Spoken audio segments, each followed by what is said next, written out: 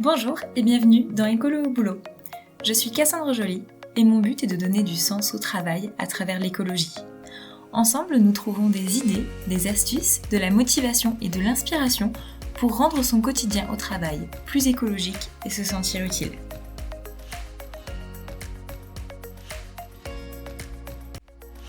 Bonjour et bienvenue dans Écolo au boulot. Aujourd'hui, je suis avec Océane de Greenscale. Bonjour Cassandre, comment tu vas? Eh ben écoute, ça va. Je me sens un peu surexcitée, mais je crois que toi aussi, parce qu'aujourd'hui, c'est un épisode un peu spécial où on ne reçoit pas une, mais deux invités à interviewer. Ça va être trop bien. Je partage totalement, j'ai hâte. Moi aussi. Je suis même un petit peu stressée pour tout dire, parce qu'on va aborder un thème qui est plus social que sociétal. Et c'est quelque chose que je maîtrise moins, et du coup, je vais apprendre plein de choses. C'est trop bien. C'est l'égalité femmes-hommes au travail. Et pourtant, on a souvent discuté de féminisme ensemble. Ouais, mais hors podcast, ouais, c'est vrai que on a beau être très féministe, moi j'ai peu de connaissances sur la partie travail, au-delà de ce qu'on peut entendre, tu sais, les différences de salaire à poste égal. Et surtout, je saurais pas vraiment quoi conseiller à des personnes qui veulent équilibrer les choses dans leur entreprise. Donc voilà, je suis très contente qu'on fasse cet épisode. Oui, moi aussi, ça faisait très longtemps pour ma part que je voulais traiter ce thème, et notamment avec ces deux invités que vous allez bientôt découvrir, qui sont aussi deux personnes qui me sont chères. Donc, je suis ravie que tu aies accepté de les accueillir chez Écolo au Boulot. Vu leur expertise, c'était logique. Bon, avant d'en dire plus, on va commencer comme d'habitude à faire un petit point sur l'actualité. On a choisi chacune une nouvelle à vous partager. De mon côté, je me sens un petit peu lasse face à l'actualité. Donc j'ai choisi une nouvelle positive, histoire de se dire qu'il y a des choses qui bougent, qu'il y a de l'espoir, on continue.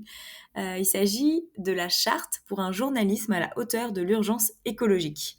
Et oui, vous avez bien entendu, c'est une charte qui vient de sortir. On est mi-septembre 2022, qui a été signée par 50 médias et 500 journalistes, et qui reprend en fait 13 engagements que les journalistes s'engagent à suivre. C'est notamment la formation des journalistes, le fait d'être précis sur le lexique et les images utilisées, fini les images d'enfants qui jouent dans l'eau alors qu'on parle de canicule et de sécheresse. Il y a aussi informer sur les solutions, pratiquer un journalisme bas carbone. Alors là, j'en profite. Bienvenue à tous les journalistes néo-écolo au boulot. Ravi de vous accueillir. Le milieu s'engage et ça fait très très plaisir. Au niveau de la news, il y a quand même une qu'il fallait mentionner, c'est que le gouvernement, bien qu'il soit poussé par la crise énergétique actuelle, a décidé de mener un plan de sobriété énergétique qui a pour objectif de réduire de 10% notre consommation, avec une vision quand même de 40% en moins de notre consommation d'ici 2050. Il y a pas mal de pistes à envisager et concrètement, là, quand on enregistre ce podcast, c'est quelque chose qui est totalement en cours. Donc, on verra ce qui va ressortir. Des choses bien, j'espère. Océane, avant de rejoindre nos invités, pour rentrer dans le sujet de l'égalité femmes-hommes au travail, est-ce que tu peux nous expliquer où est-ce qu'on en est aujourd'hui en France? D'ailleurs, j'ai entendu que la Covid avait eu des répercussions aussi sur les sujets d'égalité femmes-hommes. Est-ce que c'est dans le bon sens? Où est-ce qu'on en est? Alors, quelques statistiques. Au niveau mondial, les femmes gagnent toujours 16% de moins que les hommes et représentent uniquement 8% des PDG des 500 sociétés qui sont répertoriées par la revue Fortune, donc 500 très grandes sociétés. Donc clairement, il y a encore des efforts à faire. Du côté des lois, même si elles ne sont pas toujours appliquées, on peut noter quand même une obligation de 40% des femmes dans les conseils d'administration, des pénalités financières si l'entreprise ne respecte pas ses engagements suite à un score inférieur à 75 sur 100 à son index d'égalité salariale. Pour les entreprises de plus de 1000 salariés, ils ont obligation d'intégrer 30% de femmes au poste de cadre dirigeante et au sein des instances dirigeantes d'ici 2027. Pas quand même de suite, mais on compte sur ça. Et au niveau des différences de traitement liés au sexe, évidemment, c'est considéré comme un délit, ainsi que l'inégalité de rémunération. Donc, on se base toujours sur le à travail égal, création ou à création de valeur égale. Donc ça, c'était pour les petits rappels au cas où certains n'auraient pas suivi. Au niveau du Covid, il y a eu une étude de l'INSEE qui a été faite sur la région Pays de la Loire au moment du premier confinement. Et là, en fait, le Covid a joué un peu, a joué le rôle de révélateur d'inégalités qui persistent. On a notamment des infos sur le fait que les femmes s'occupaient toujours plus des enfants par rapport aux hommes. On est 54% de ces femmes qui ont mobilisé 4 heures par jour à s'occuper des enfants contre 38% des hommes. Et si le Benjamin, si le plus petit a moins de 3 ans, cette part, elle atteint 91% pour les femmes et 49% pour les hommes. Ce qui est assez, il y a quand même une marge folle. Ouais, oui. Et donc, s'occuper des enfants, ça laisse moins de place pour le travail. C'est ça. Et il n'y a pas que ça. On voit que les femmes consacrent aussi plus de temps que les hommes aux tâches domestiques. Donc, on n'a toujours pas mis ça de côté, même en 2022. En situation de pandémie, c'était 20% des femmes et 10% des hommes qui consacraient quotidiennement au moins 4 heures à s'occuper des tâches domestiques courantes, donc cuisine, courses, ménage, linge, et également 31% des femmes et 16% des hommes qui s'en occupaient entre 2 et 4 heures. Ouais. Et ben écoute, on voit que les inégalités, elles existent, elles perdurent. Et en fait, avec les invités du jour, on va parler de sexisme et de violence. Alors, pourquoi c'est en lien avec les inégalités femmes-hommes? Elles nous l'expliqueront, mais c'est surtout, en fait, que pourquoi on en arrive dans cette situation d'inégalité aujourd'hui? C'est globalement assez culturel, où on peut estimer que c'est aux femmes de s'occuper des enfants, c'est aux femmes de gérer les tâches ménagères, et que les femmes, elles sont pas faites pour être dirigeantes. Et en fait, ce genre de représentation, on va les retrouver dans les entreprises et c'est donc de ça qu'on va parler avec les invités aujourd'hui. Tout à fait. Ça a totalement un lien sur les représentations sociétales, etc. Et on traite finalement avec nos deux invités, on va traiter ce qui va se passer avant tout ça, avant l'inégalité de rémunération, et après jusqu'où ça peut mener. Alors, d'habitude, quand j'interviens dans ton podcast, Cassandre, c'est pour apporter un regard d'experte sur un sujet que l'on traite dans notre newsletter Scale ton impact. Donc la thématique de l'égalité femmes-hommes est évidemment traitée dans le cadre d'un accompagnement à la RSE, mais je souhaitais embarquer avec moi deux partenaires que je conseille à mes clients pour leur expertise qui est très poussée sur le sujet. Alors du coup, vous pouvez en profiter aussi. Eh ben, on va pas perdre de temps et accueillir tout de suite nos expertes du sujet. Bonjour Elisabeth, bonjour Léa. Bonjour. Alors, pour vous présenter, Elisabeth, tu es directrice d'Equiwork, une structure spécialisée dans la prévention du sexisme au travail à travers des formations et des sensibilisations ludiques. Et Léa, tu es fondatrice d'Égalité à la page et vous proposez du conseil stratégique et de la formation en prévention des violences sexistes et sexuelles. Alors, bienvenue à toutes les deux dans le podcast. Avec vous, on va donc aborder le sujet des inégalités, mais aussi des violences au travail. Et c'est peut-être un sujet qu'on va vous demander de commencer à définir. Oui, tout à fait. Alors, en effet, les violences sexistes et sexuelles, c'est un mot qui regroupe plusieurs violences, plusieurs comportements qui sont interdits par la loi, notamment ce qu'on appelle les agissements sexistes, les outrages, les discriminations, le harcèlement sexuel, les agressions sexuelles, les viols. Pour les plus connus au travail, souvent on parle d'agissements sexistes et de harcèlement sexuel.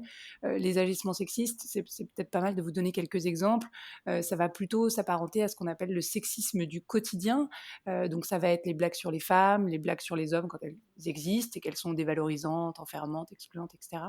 Ça va être les interpellations familières, ma belle, ma grande, ma petite, les jolies, les miss, les beautés, les remarques majoritairement adressées aux femmes sur l'apparence, les compétences dites de femmes et d'hommes, le fait de penser qu'il existerait des compétences naturellement de femmes, ou que les femmes naîtraient avec certaines compétences et inversement pour les hommes.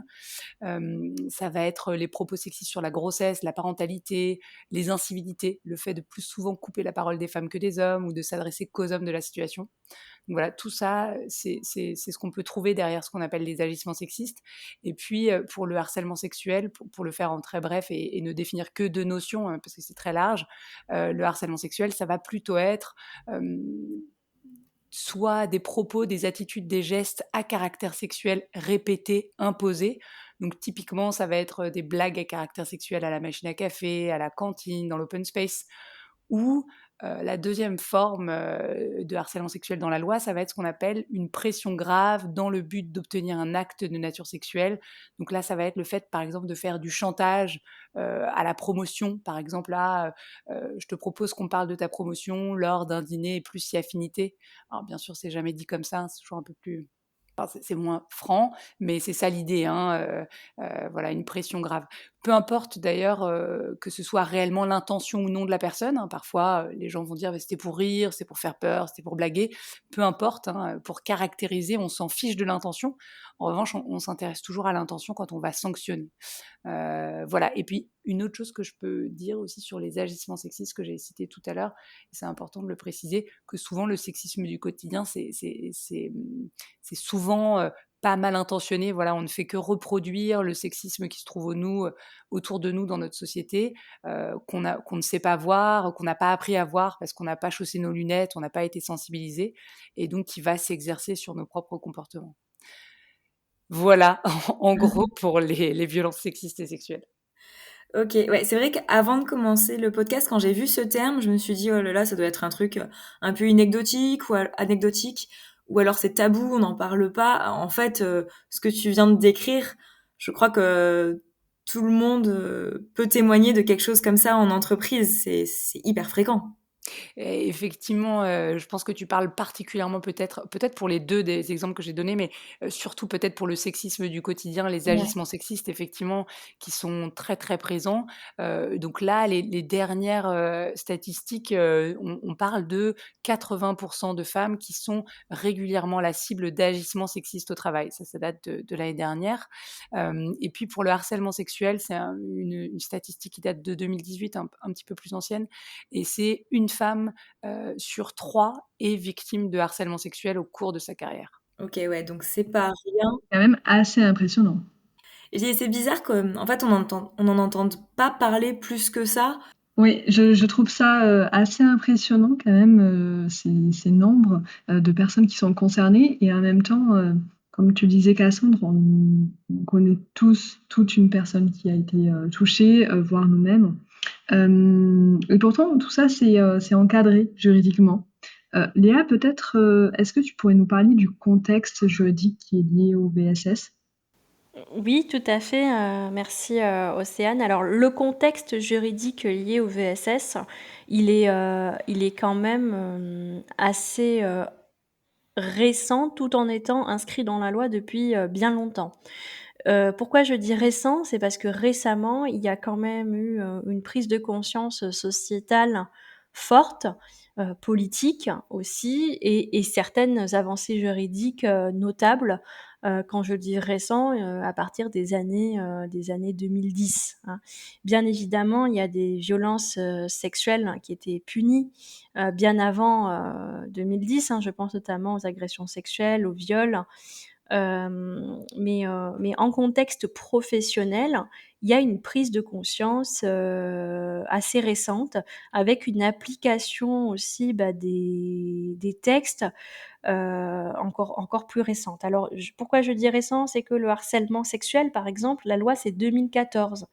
Ce qui est hier à l'échelle, voilà, à l'échelle du temps, hein. Donc entre le moment où la loi sort, sur le harcèlement sexuel au travail, ou la loi sur, les agissements sexistes qui est encore plus récente, hein, de 2018, hem, on est vraiment sur des choses, qui peuvent mettre du temps à s'appliquer, justement parce que dans la législation, c'est ce qu'on moi j'appellerais des lois un petit peu, bébés quoi, nouveau-nés. Donc derrière sur la mise en œuvre, et l'application, on est, sur des choses, qui prennent du temps. Voilà. Ça prend du temps parce qu'il faut sensibiliser, les personnes à ce que c'est que le harcèlement sexuel, à ce que c'est que l'agissement sexiste au travail. Et c'est ce qu'a expliqué Elisabeth aussi, et c'est le cœur de son métier. Et derrière, une fois qu'on a sensibilisé, eh bien, lorsqu'il y a infraction, ou en tout cas des comportements qui étaient tolérés jusque-là, mais qui ne sont plus tolérables, eh bien, il faut faire appliquer les textes. Et ça, pour l'employeur, c'est pas toujours évident, mais en tout cas, c'est possible. Mmh. Et tu dis qu'il y a des textes à appliquer. Quelle est la responsabilité de l'entreprise en tant que structure sociale, depuis la promulgation de ces lois? La responsabilité de l'entreprise, bien avant quand même l'application de ces lois, a toujours été et restera toujours, je l'espère, la sécurité, des personnes en son sein. C'est-à-dire que dans la fonction publique, dans les établissements publics comme dans le privé, l'employeur, l'autorité a à charge d'assurer la sécurité des personnes. Et ça en termes, même à titre préventif. C'est-à-dire que s'il y a, une situation, qui contrevient soit au règlement intérieur, soit, possiblement à la sécurité des personnes au sein de l'entreprise ou à l'extérieur, mais entre personnes, de l'entreprise, l'employeur a obligation d'agir, il a obligation de traiter, et de mettre en sécurité ou en tout cas de sécuriser, la situation. Donc pour sécuriser, il faut des éléments, il faut du concret, et donc c'est pour ça qu'il doit effectivement, s'informer, hein. Donc parfois dans des dossiers, diligenter une enquête interne pour établir, effectivement la matérialité des faits et puis en fonction des conclusions, prendre les mesures qu'il convient de prendre. Donc soit si les faits sont avérés, une sanction disciplinaire, soit, parfois il n'y a pas nécessité, puisque les faits ne sont pas avérés, ou il n'y a pas d'éléments, corroborants suffisants pour aller sur une sanction, une enquête conduit néanmoins toujours à des mesures de prévention. Et la première des mesures de prévention qui est toujours recommandée, c'est bien évidemment la sensibilisation et la formation. Ouais. Et on va en parler. Donc l'entreprise, elle a une responsabilité, elle peut agir. La première action, tu viens de le dire, c'est de sensibiliser. Elisabeth, qu'est-ce que tu conseilles aux entreprises en termes de sensibilisation pour éviter ce sexisme et ces violences sexuelles? Mmh. Pour un peu compléter ce que tu viens de dire par rapport au fait qu'elle peut agir, c'est surtout elle doit agir, Mm. sinon elle engage sa responsabilité, ça c'est sûr. Et donc effectivement, en matière de violence, elle doit tout faire en fait. Elle doit, sensibiliser ses collaborateurs, ses collaboratrices, elle doit former, des personnes clés, donc notamment le personnel RH, les représentants du personnel, les référents harcèlement et sexisme quand ils existent. Alors, quand on est dans une entreprise de plus de 250 salariés, il y a forcément un référent employeur doit être nommé. Et puis au sein de chaque CSE, il y a aussi un référent harcèlement et sexisme qui doit être nommé. Donc ces gens-là, il faut les former particulièrement, à savoir faire tout un tas de choses, c'est-à-dire prévenir les violences, les détecter, accueillir la parole des personnes qui sont victimes, mais aussi traiter des signalements. Qu'est-ce que je fais quand on vient me voir et qu'on me signale des faits de violence? Et puis, il faut aussi former les managers, puisque les managers sont des représentants de l'employeur. Donc à partir du moment où si un manager a connaissance de faits de violence ou si on lui relate des faits de violence et qu'il n'agit pas, il engage la responsabilité de son employeur. Et par ailleurs, il est en faute, puisque ça fait partie de ses missions d'assurer la santé et la sécurité de ses équipes ou des personnes qui l'entourent. Et donc lui-même, s'il a été formé à devoir agir et qu'il n'agit pas, il est en faute. Voilà. Et par ailleurs, donc ça c'est pour les personnes un peu clés de l'entreprise. Et puis par ailleurs, il y a tous les collaborateurs, collaboratrices qu'il faut sensibiliser à savoir reconnaître les violences dans leur propre comportement ou dans ceux des autres pour pouvoir agir en tant que victime ou en tant que témoin. Et d'ailleurs, il y a quelque chose qui est très important, c'est qu'il n'y a pas que les managers ou les hommes qu'il faut sensibiliser. C'est un sujet qui est quand même collectif. Oui, oui, bah, alors là, effectivement, j'ai mentionné un peu tous les rôles possibles au sein d'une organisation plutôt privée d'ailleurs, hein, mais c'est pareil pour le public, hein, il faut sensibiliser les agents, les agentes, les termes sont un peu différents, mais c'est la même chose. Et aussi, d'ailleurs, je n'ai pas nommé, mais il faut aussi former les dirigeants, les dirigeantes, ça c'est vraiment très important. Et par ailleurs, dans toutes ces personnes-là, il est évident qu'il faut former tout le monde, et les femmes et les hommes. Pourquoi ? Parce que même si sur 10 personnes qui sont victimes de violences sexistes et sexuelles, je vais y trouver 9 femmes et un homme, donc les femmes sont plutôt surreprésentées parmi les victimes, les hommes aussi peuvent être, sont des victimes de violences sexistes et sexuelles, et par ailleurs, les femmes et les hommes peuvent être à l'origine de violences sexistes et sexuelles. Voilà. Parmi les personnes qui sont victimes, on va trouver des hommes, et parmi les personnes qui sont à l'origine, on va aussi trouver des femmes, bien évidemment. Et donc, tout le monde est concerné. Il y a vraiment cette idée que les femmes et les hommes doivent savoir identifier ces violences, savoir les reconnaître, savoir les distinguer et savoir agir face à ces violences selon leur rôle dans l'organisation. Ouais, donc on peut pas dire moi ça me concerne pas, même si on est une femme ou qu'on Assurément. n'a pas ce type de comportement. Ouais, Ok. assurément, et je dirais même, souvent quand on parle des conséquences des violences, l'idée c'est de mettre en lumière que les violences sont des problèmes collectifs, ce sont pas des problèmes individuels, et ce sont surtout pas les problèmes des victimes. Voilà, ça c'est vraiment une idée importante, que les violences ont des conséquences à tous les niveaux de l'organisation, pour la victime, pour son entourage professionnel, énormément pour l'employeur en termes d'image de marque, de non-productivité, d'absentéisme, de turnover, de contentieux. Voilà, donc ce sont vraiment des problèmes collectifs qu'il faut, il faut y faire face de manière collective. Voilà. Très clair. Et si je veux rentrer dans le concret, imaginons dans mon entreprise, si ça arrive, si je suis victime ou si je suis témoin d'une violence sexiste ou sexuelle, qu'est-ce que je peux faire? Parce que là, aujourd'hui, bon, dans mon cas, j'ai jamais été sensibilisée. Je sais pas ce qu'il faut faire. Donc, je me dirais, ben, je sais pas, j'en parle à une personne de confiance. Si je suis à deux doigts de craquer, j'en parle à la médecine du travail. Mais en fait, concrètement, ça se trouve, c'est pas du tout ça qu'il faut faire. Léa, enfin, toi, qu'est-ce que tu dis aux personnes quand tu les formes sur ce sujet? Eh bien, déjà, quand on est victime, d'une situation, qu'on repère comme étant de la violence, ou en tout cas qu'on se dit: «Ben, au travail, ça va pas bien, là, j'ai besoin de parler à quelqu'un». Il y a plusieurs acteurs qu'on peut mobiliser. Il y a les acteurs en interne et les acteurs en externe de l'entreprise. En interne, il y a toujours les services de santé ou du travail, et déjà la médecine du travail, hein, également, qui restent de bons interlocuteurs à qui on peut se confier, sous le secret, médical. Et ça permet déjà, de parler, parce qu'il est très, très important de parler et d'avoir des oreilles pour nous écouter aussi, lorsque cela arrive. Après, très souvent, mais c'est pas le cas partout, donc là, pour moi, c'est difficile de faire une généralité, mais il y a les affaires sociales.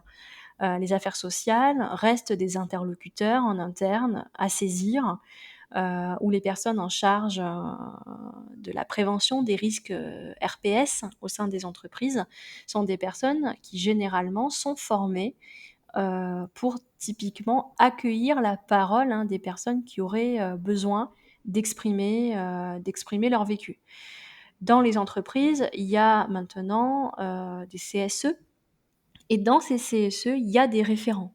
Il y a notamment l'obligation pour les entreprises de nommer un référent harcèlement, et les référents harcèlement, s'il y en a un dans votre entreprise, bah, sont des personnes à solliciter. Idem dans la fonction publique, on a les CHSCT, et dans les CHSCT, bien, on peut retrouver des interlocuteurs privilégiés, des personnes, hein, qui peuvent, accueillir la parole. Et puis enfin, il y a d'autres acteurs, qu'il est possible de mobiliser en fonction, ben, de ses préférences, mais il faut pas oublier toujours les représentants du personnel, les syndicats, qui peuvent être aussi, une écoute pour aider et accompagner. Ouais. Et ça, c'est le cas dans les entreprises d'une certaine taille. Il y a quand même beaucoup de petites structures où il n'y a pas de CSE, où il n'y a pas de représentant du personnel. Et, euh, et dans ces cas-là, enfin, si vraiment on n'a personne vers qui se tourner, est-ce qu'on peut quand même faire quelque chose? Oui, bien sûr, il faut pas rester sans rien faire, même si on est dans une petite entreprise, où on n'a pas, tous ces acteurs en interne, que l'on pourrait mobiliser. Déjà, même dans une petite entreprise, une start-up, lorsqu'on est salarié, il y a toujours la médecine du travail. Déjà, c'est le premier interlocuteur, j'ai envie de dire, pour pouvoir, libérer la parole. Et puis, lorsque l'on veut entreprendre, faire cesser les agissements en interne dont on est victime, on peut très bien faire un signalement. Un signalement, c'est faire un email à sa direction, bien sûr lorsque sa direction n'est pas directement impliquée, hein, dans les agissements concernés. Je vais revenir sur les cas où qu'est-ce qu'on fait quand c'est, directement son employeur et qu'on est une petite structure. Mais dans le cas où c'est un collègue et on veut faire cesser les agissements, on peut écrire à sa direction en expliquant point par point, ce qui se passe. Il faut effectivement rédiger un courrier qui explique, donc un email, hein, c'est très bien, tout ce qui se passe et énumérer les faits, marquer les dates, retranscrire les propos et demander à son employeur, du soutien pour faire cesser ces agissements. Généralement, l'employeur, là, il n'a pas d'autre choix que d'intervenir. S'il ne fait rien pour faire cesser les agissements, il est en faute. Donc, qu'est-ce qu'on fait quand l'employeur ne fait rien ou bien que c'est l'employeur lui-même, hein, qui est à l'origine de ces agissements? Eh bien, ce courrier, on l'adresse à l'inspection du travail. Ce sont des procédures, hein, qui sont très impactantes pour la personne victime parce que ça demande de l'énergie et ça demande aussi beaucoup de courage. Mais on peut pas, faire cesser les agissements sans en parler au travail. Donc il y a ces 2 options en interne, hein, la direction, et l'inspection du travail, si la direction ne fait rien. OK, ben, c'est très clair. Alors, tu as parlé tout à l'heure, Léa, tu as parlé tout à l'heure des signalements et tu nous as expliqué que ce mail, ça faisait office de signalement. Mais lorsqu'on est du côté de l'entreprise, lorsqu'on est du côté de l'organisation, qu'est-ce qu'elle doit faire? Donc, moi, j'ai bien compris qu'elle doit agir, elle est en faute si elle n'agit pas, mais qu'est-ce qu'elle doit faire concrètement? Alors, quand on reçoit un signalement, globalement aujourd'hui les employeurs sont quand même de plus en plus informés, parce que depuis 2016, hein, ça reste aussi des lois assez récentes, il y a l'obligation, dans le privé comme dans le public, alors dans le privé depuis plus longtemps, depuis la loi Sapin 2, de traiter les signalements que l'on reçoit. Dans le public, c'est plus récent, pardon, c'est 2020, c'est un décret du 13 mars 2020 qui oblige les employeurs à traiter, finalement les situations de violences sexistes et sexuelles, qui peuvent émerger au travail. Donc typiquement, ces textes-là, déjà décrivent, hein, assez bien, qu'est-ce qu'on fait. Voilà. Mais concrètement, pour les employeurs qui écouteraient le podcast, qu'est-ce qu'on fait? Eh bien, déjà, on accuse réception du signalement et on propose une prise en charge. Donc, on va proposer à la personne victime de rencontrer la médecine du travail ou de rencontrer l'assistante sociale, en tout cas les interlocuteurs désignés pour accueillir la parole de la personne et lui proposer une prise en charge pour bien évidemment aller mieux. Parce qu'on n'en a pas encore parlé, mais bien évidemment que les violences sexistes et sexuelles que Elisabeth a décrites, même les agissements sexistes, ont un impact non négligeable sur l'environnement de travail, sur l'état de santé ou que ce soit physique ou moral, hein, de la personne. Donc la prise en charge, c'est déjà la première chose. Et en fonction des faits qui sont décrits dans le signalement, hein, eh bien l'employeur doit agir et là il a plusieurs options. Soit dans le signalement il y a déjà des éléments de preuve ou des situations très claires qui ressortent et il peut agir directement en convoquant la personne et en l'exposant aux faits et en recueillant voilà sa déposition entre guillemets pour prendre une décision. Soit ça nécessite une investigation plus approfondie et c'est souvent le cas parce que peu d'employeurs se risqueraient à se lancer dans des décisions comme ça à l'emporte-pièce. Beaucoup choisissent, quand les faits mentionnés sont graves et par grave j'entends harcèlement ou situation de violence physique ou sexuelle au travail, hein. Et bien là, dans ces cas-là, il est souvent recommandé et il est même obligatoire de diligenter une enquête interne. Donc ça veut dire quoi? Concrètement, bien nommer, une commission d'enquête neutre, impartiale et indépendante, soit en interne, soit en externe, c'est-à-dire faire appel à des consultants ou alors des personnes en interne, qui n'ont pas de lien direct ou indirect avec les sujets et l'affaire pour, mener une enquête interne, c'est-à-dire recevoir, dans le cadre d'entretiens individuels et confidentiels, tous les protagonistes, recueillir leurs paroles, tracer tout ça dans des comptes rendus et rendre en fait un rapport d'enquête avec les faits corroborés ou les faits non corroborés pour que l'employeur puisse prendre une décision disciplinaire, voire parfois prendre la décision de saisir le pénal, saisir la justice, hein, si les faits, qui sont avérés sont graves et peuvent répondre, du pénal. C'est très clair, merci beaucoup d'avoir spécifié tout ça. Pour terminer sur le sujet des signalements, on avait discuté il y a quelque temps de dispositifs d'alerte et j'aimerais bien que tu puisses expliquer aux auditeurs et auditrices qu'est-ce que c'est un dispositif d'alerte et si ça concerne toutes les entreprises.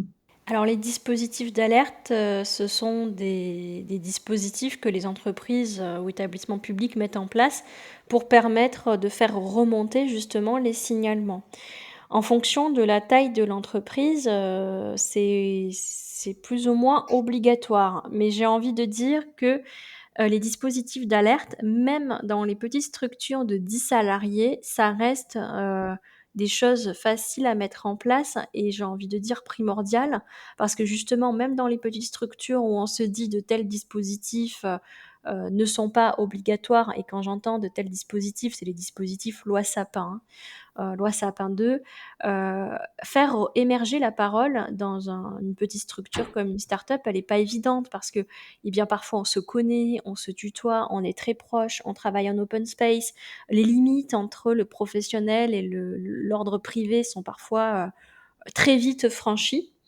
Et c'est là où il y a un risque et c'est là où malheureusement parfois les gens comme ils se connaissent et ils ont peur du jugement et ils se sentent pas libres quand bien même ils s'apprécient, et cetera et souvent l'employeur dit: «Il y a une très, très bonne ambiance». Oui, mais en fait, c'est pas l'ambiance qui fait que la personne va se sentir en capacité de témoigner en toute confiance, en fait. Bien s'entendre, ne suffit pas pour être sûr qu'il y a pas de situation de violence au travail et malheureusement, c'est souvent l'amalgame, qui est fait.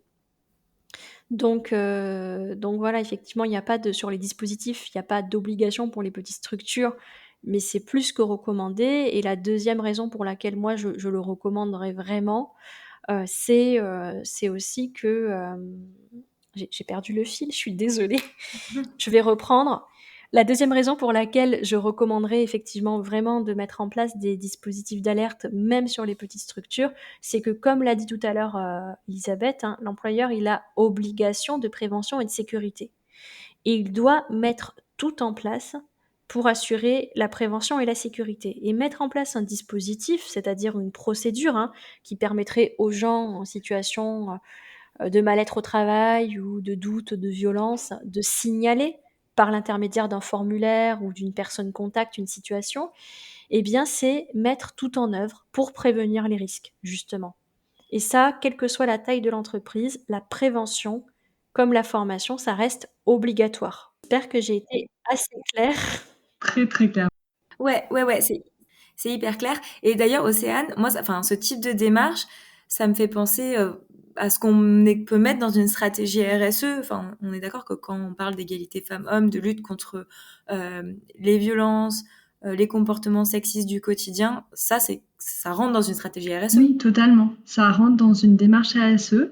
Et lorsqu'on mène une démarche ASE, ça concerne à la fois l'environnement, le social et la gouvernance. Donc, on est tout à fait sur la partie sociale et sociétale. Et outre la responsabilité légale, l'employeur peut s'engager envers ses salariés et ses candidats ou candidates qu'il pourrait recruter, peut s'engager de manière plus forte sur cette lutte et sur l'égalité femmes-hommes. Il y a pas mal d'actions possibles, évidemment. On en a vu certaines. Sur la partie égalité femmes-hommes, on va avoir des choses comme recenser toutes les rémunérations pour détecter les écarts potentiels, une grille salariale pour objectiver les rémunérations. Puis, on peut poser des engagements, le faire de manière co-construite avec les salariés pour les engager dessus et comprendre leurs attentes. Ces engagements, on peut les matérialiser dans une charte, par exemple, et les mettre en pratique et mettre les actions qui en découlent dans votre plan d'action RSE habituel. Et puis, il y a un sujet que je trouve qui est primordial, qui revient beaucoup sur la RSE, mais qui est aussi très important dans ce cas-là, c'est la sensibilisation pour pouvoir faire évoluer une culture d'entreprise ou diffuser les valeurs. D'ailleurs, Elisabeth Equiwork est vraiment spécialisée dans la sensibilisation et la formation et vous sensibilisez beaucoup d'acteurs sur le sexisme du quotidien ou sexisme ordinaire. Comment est-ce qu'on définit ça? Quel est le terme à utiliser? Euh, Bah oui, oui, en fait, notre expertise historique, c'est ça.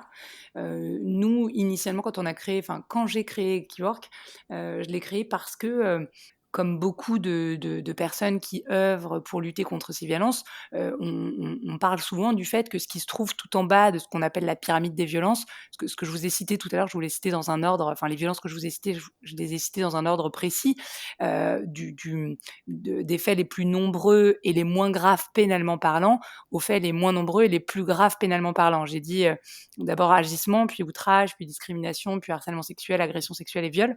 Euh, et donc, effectivement, ce qui se trouve tout en bas de cette pyramide, ce sont donc les agissements sexistes, alors tels que c'est cadré dans le Code du travail, et dans un langage un peu plus courant, on pourrait parler de sexisme ordinaire ou de sexisme du quotidien.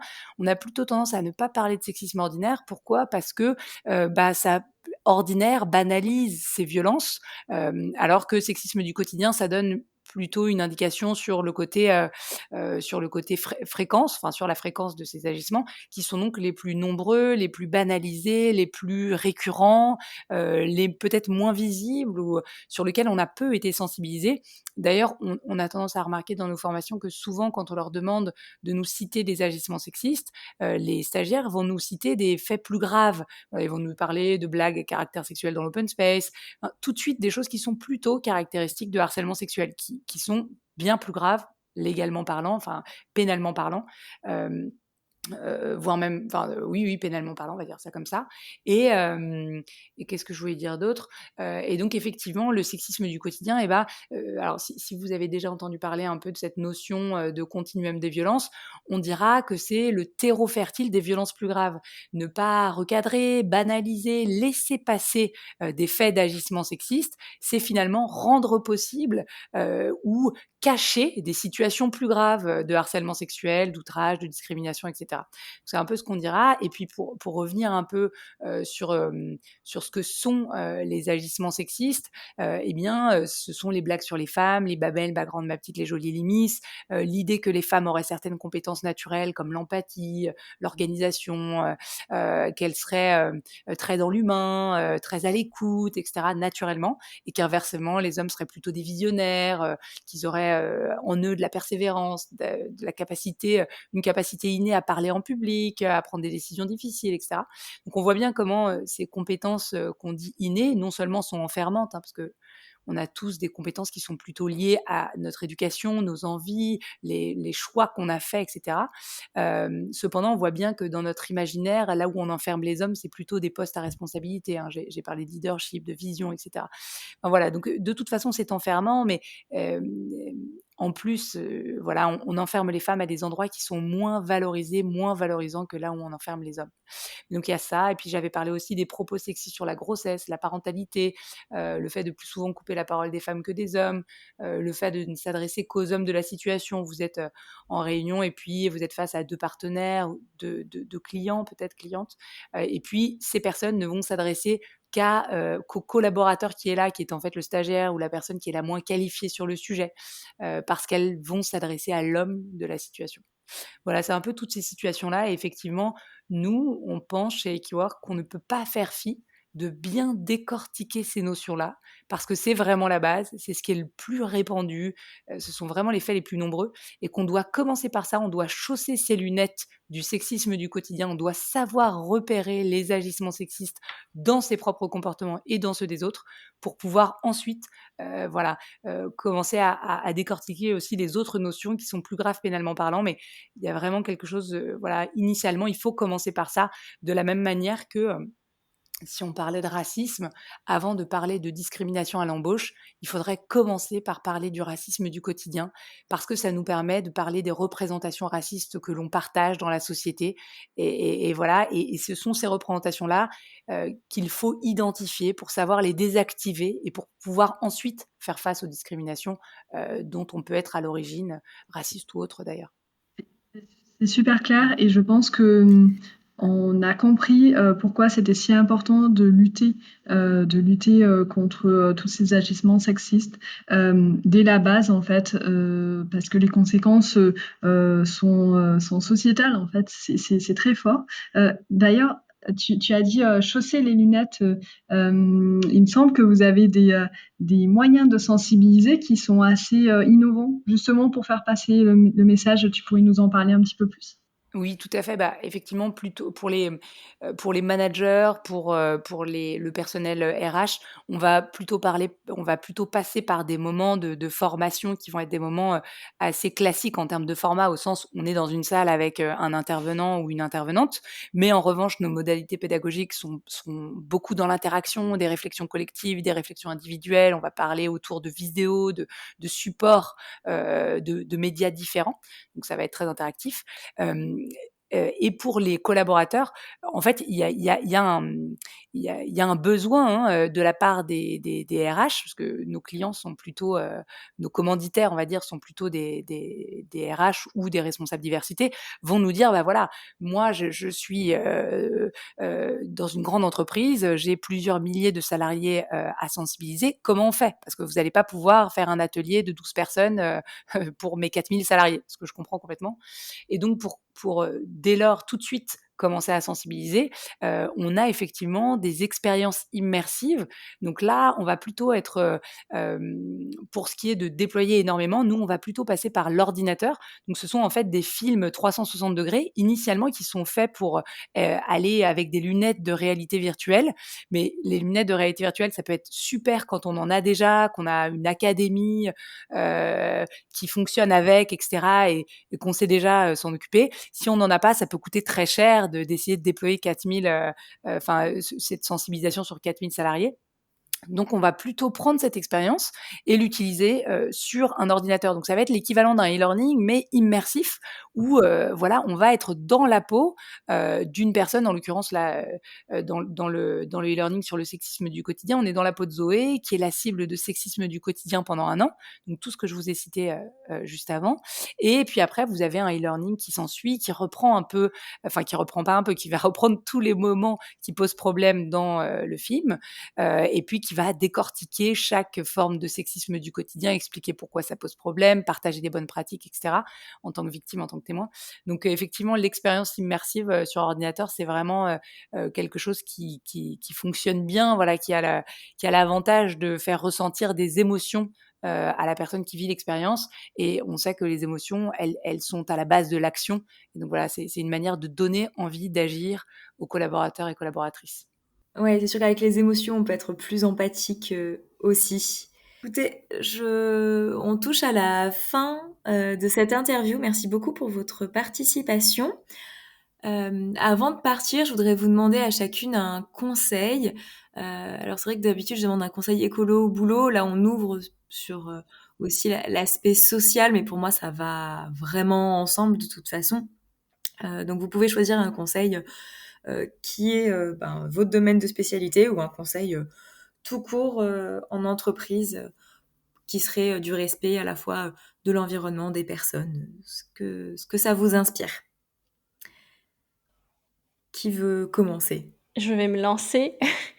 Le conseil que je pourrais formuler, c'est surtout à destination d'abord des employeurs, de leur dire de ne pas avoir peur de se lancer dans la prévention sur ces sujets-là et de vraiment s'y investir parce que en fait, ça touche toutes les entreprises et ça veut pas dire que ce sont des mauvais employeurs ou que ça va pas du tout. Et très souvent, ils ont peur des retombées en termes d'image, de ce que pourrait susciter une action de prévention ou alors la mise en place d'un dispositif. Et quand bien même on met en place des dispositifs, très souvent les personnes ont peur des appels d'air, ils appellent ça des appels d'air, et de se retrouver envahies. En fait, les situations de violence sexiste et sexuelle, c'est quand on ne fait rien qu'elles perdurent. Et agir, c'est y mettre un terme. Et pour y agir, pour agir dessus, pardon, il faut forcément y mettre les moyens. Et les moyens, ils passent par la prévention, par la formation, mais aussi par le traitement. Parce que c'est pas juste faire de l'action, de formation ou d'information ou de sensibilisation, ce qui est déjà extrêmement bien pour tous les employeurs qui mettent en place ça. Mais derrière, c'est pas parce que vous formez, sensibilisez que les personnes vont arrêter de mal agir, hein, pour celles qui agissent, voilà, qui ont des pratiques à risque, j'ai envie de dire. Mais la seule façon de les faire cesser, c'est d'agir. Et à un moment donné, il faut agir, traiter les sujets et sanctionner lorsqu'il le faut.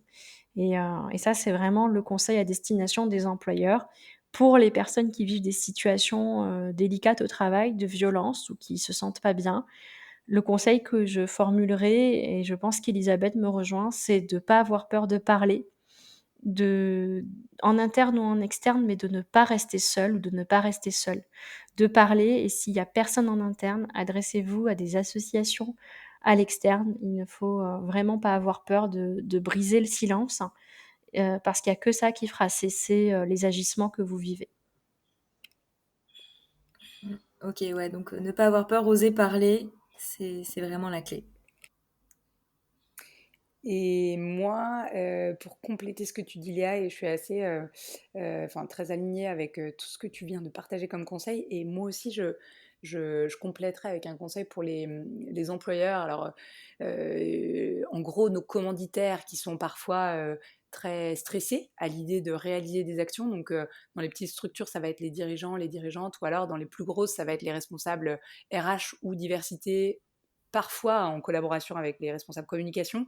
Mais en gros, le conseil, ou en tout cas, oui, le conseil que je voulais leur donner, c'était, ou ce que je voulais leur dire, c'était que c'était de ne pas avoir peur de se tromper. Souvent, il y a un peu cette idée, ah, je marche sur des œufs quand je vais commencer à sensibiliser sur le sexisme, c'est un sujet sensible, je vais dire des choses, je vais me tromper, etc. Et donc moi, j'aimerais dire, mais allez-y et faites-vous accompagner. Et oui, on peut se tromper, on peut employer un mot pour un autre, on peut avoir fait des choses par le passé qui ne correspondent pas à ce qu'on aurait dû faire. Et aujourd'hui, on en a conscience. Et je pense qu'il y a quand même quelque chose d'important qui est la capacité à dire, bah oui, en fait, oui, ça m'est arrivé plusieurs fois de dire ma petite, ma grande à des stagiaires. Et en fait, maintenant, j'ai pris conscience que, et le monde change. Et aujourd'hui, on sensibilise, on doit agir, etc. Et voilà, je dis pas, l'idée, c'est pas de faire son mea culpa tous les jours, mais de pouvoir dire ça, de pouvoir dire, bah oui. Et d'ailleurs, j'ai vraiment des clients qui sont souvent, qui sont en formation avec nous et qui nous disent, bah oui, par le passé, on a fait des erreurs. Oui, il y a des enquêtes il y a des situations qui ont mal été traitées, et aujourd'hui, voilà, on fait différemment, on forme différemment, le monde a changé, les lois ont changé, la prise de conscience est différente, et voilà, et on agit. Et donc, et puis voilà, ce sont des sujets sensibles. On ne demande pas à tous les dirigeants, dirigeantes d'être des experts du sujet. Donc, n'hésitez pas à faire appel justement à des experts qui sont capables de vous dire, bah voilà, quand vous communiquez, il y a telle chose à ne pas dire, ou il y a plutôt telle chose à dire. Voilà les mots que vous pouvez utiliser. Enfin, il y a des gens. En fait, c'est intéressant.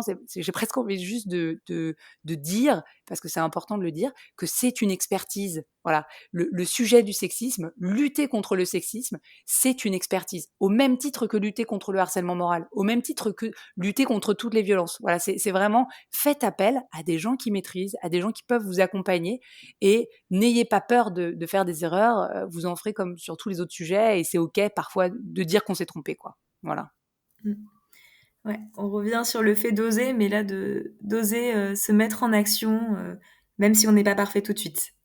Ouais, exactement. Et du coup, je rebondis, ça me fait penser souvent, j'ai beaucoup entendu dans les entreprises, on va fêter la journée de la femme, qui est en réalité la journée internationale des droits des femmes ou de lutte pour les droits des femmes, le 8 mars. Et voilà, c'est OK en fait. C'est OK d'avoir offert des fleurs il y a 3 ans à vos collaboratrices.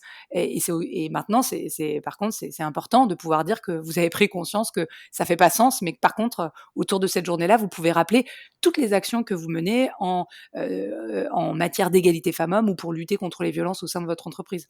Voilà. Il y a le passé, il y a le futur. Ouais, exactement. Donc, merci beaucoup pour votre participation, pour tous ces éclairages. Je pense que ça concerne tout le monde, on l'a dit. Et je pense que chaque personne qui va écouter ce podcast va ressortir avec de nouveaux apprentissages et peut-être va le partager au RH, aux responsables diversité ou autres de l'entreprise pour justement se mettre en action, puisque Cassandre, à chaque fois, tu le rappelles, c'est l'action qui est importante. Et sur le cas de l'égalité femmes-hommes, sur ces sujets-là, c'est aussi important.